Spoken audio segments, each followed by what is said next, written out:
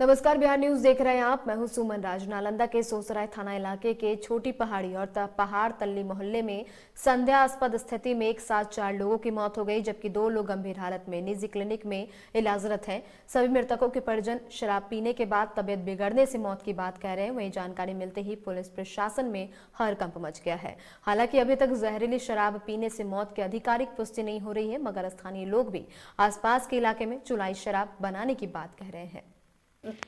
दारू खूब पीते थे। अच्छा। 4 दिन से तो पी रहे हैं कि तो अचानक पेट में दर्द हुआ, उल्टी होने लगा। तो ले गए डॉक्टर, तो डॉक्टर रेफर कर दिया कि खत्म है आदमी। अच्छा, कल भी ये दारू पिए थे? हाँ। अच्छा, मंगले से पी रहे हैं। अच्छा, क्या काम करते थे? बस बॉडी में काम करते थे। अच्छा, क्या नाम है इनका? मन्ना मिस्त्री। तो वो उल्टी होले सवेरे खाना उना खा लेलखिन, सवेरे खाना उना खा के बाद उल्टी पुल्टी कैलखिन, उल्टी पुल्टी करके दवा दे के दिली लाके तक ठीक हो गलखिन। 12 बजे रात से एकदम गर्मी बेचैन हो गए। हम डॉक्टर ही ले गेली तो सुइया दवा लगेलखिन और उतना देर में घर में अते तक खत्म हो गए। की लगा को कैसे मरल होती? दारू पीलखिन। हमें दारू हमेशा ही पीते रहलखिन। अच्छा, बेदारू पीलखिन। कल भी पीलखिन? हाँ, कल भी। बिहार के सहरसा जिले से एक बड़ी खबर सामने आई, जहां सहरसा के कृषि पदाधिकारी को ट्रैफिक नियम के उल्लंघन मामले को लेकर 1000 रुपए का जुर्माना देना पड़ा।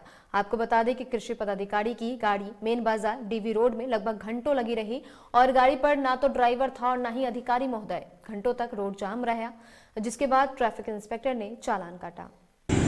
ये जिला कृषि पदाधिकारी बहुत देर में गाड़ी रोड पर लगा हुआ था, जो रोड बाधित हो रहा था, तो यहाँ पर 1000 का फाइन कटा गया।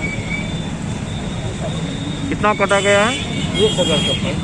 क्या मामला था? पूरा रोड पर गाड़ी रुका हुआ था, रोड पार्किंग पर। गोपालगंज जिले के विजयपुर प्रखंड कार्यालय में सांसद डॉक्टर आलोक कुमार सुमन ने दिव्यांगों को निःशुल्क सहायक उपकरण का वितरण किया। कार्यक्रम को संबोधित करते हुए सांसद डॉक्टर आलोक कुमार सुमन ने कहा कि एक भी दिव्यांग सरकार की योजनाओं से अछूता न रहे, इसलिए उन्हें मुख्यधारा से जोड़ने के लिए इस योजना के तहत उपकरण दिए जा रहे हैं।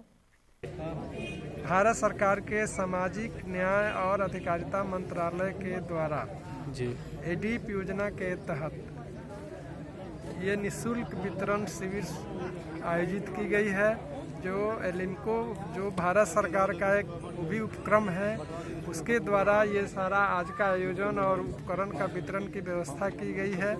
भारत सरकार की योजना ये 2,86,00,000 की है और प्रत्येक प्रखंड के हिसाब से दी गई है, जिसमें 2562 लोगों को पूरे जिले में ये वितरित की जा रही है।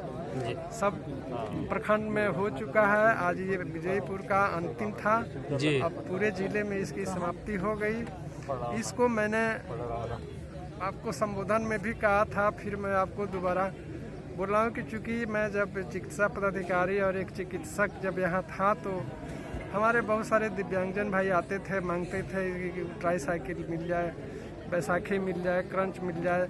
चूँकि वैसी व्यवस्था स्वास्थ्य विभाग में नहीं थी उस वक्त भी कि हम लोग कुछ दे सकें, लेकिन कहीं ना कहीं एज ए डॉक्टर के नाते मेरे मन में ये था कि हम लोग चाह के कुछ नहीं कर पा रहे। इसलिए मैं जब जनता जनार्दन हमें आशीर्वाद दी, सांसद बनाई, तो मैं सबसे पहले जाके अपने माननीय मुख्यमंत्री श्री नीतीश कुमार जी से मुलाकात की और इसके बारे में अपनी इच्छा जाहिर की कि मैं एक आयोजन शुरू करना चाहता हूँ अपने दिव्यांगजन भाइयों के लिए।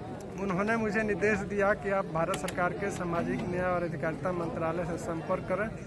मैंने वहां संपर्क किया, मैंने वहां माननीय मंत्री महोदय जी से मुलाकात की, उनके अधिकारियों से मुलाकात की और माननीय प्रधानमंत्री श्री नरेंद्र मोदी जी के कार्यालय में दिया। वहां से स्वीकृति मिली और वो स्वीकृति मिली 2562 लोगों के लिए 2,86,00,000 से ज़्यादा रुपए की, और उसी के अनुरूप रजिस्ट्रेशन परीक्षण शुरू हुआ पिछले साल मार्च में, फिर रजिस्ट्रेशन हुआ और वो मार्च के बाद ही बटना था, लेकिन कोरोना के चलते पिछले साल रुक गया। कोरोना के बाद विधानसभा इलेक्शन आ गया, उसके चलते रुक गया। फिर विधानसभा इलेक्शन ख़त्म हुई तो पंचायत इलेक्शन आ गया, उसके चलते आगे बढ़ गया। तब तक फिर अभी कोरोना का प्रकोप शुरू हो गया, लेकिन फिर भी हम लोग कहे कि कोरोना के गाइडलाइन को पालन करते हुए सरकार से अनुमति ली गई कि वितरण किया जाए। इसीलिए हर एक प्रखंड में सीमित संख्या करके, चूँकि कोरोना का गाइडलाइन भी पालन हो, इसका वितरण शुरू किया गया। और आज खबर वैशाली जिले के सराय थाना क्षेत्र से है, जहां साइबर क्राइम के एक हाई प्रोफाइल मामले में राजस्थान पुलिस पहुंची और इसके बाद सराय थाना पुलिस के सहयोग से राजस्थान पुलिस ने सराय के अख्तियारपुर में छापेमारी कर 3 लोगों को गिरफ्तार किया है। बताया गया कि बीते साल राजस्थान के कोटा में पढ़ने वाली शिल्पी यादव ने साइबर क्राइम का एक मामला जामनगर थाने में दर्ज कराया था, वहीं उसी मामले में ये गिरफ्तारी की गई।